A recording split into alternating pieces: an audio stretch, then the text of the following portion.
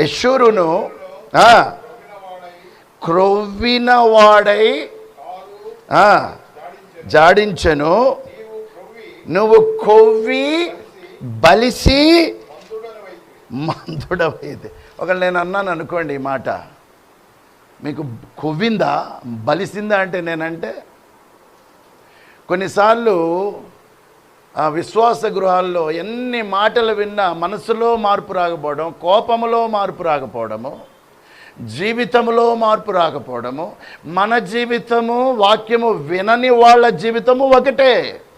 వాళ్ళ కోపం ఉంటుంది, మనకు ఉంటుంది. వాళ్ళు సినిమాలు చూస్తారు, మనం చూస్తాం. వాళ్ళు ఫ్యాషన్లు చేస్తారు, మనం చేస్తాం. వాళ్ళు బూతులు తిడతారు, మనం తిడతాము.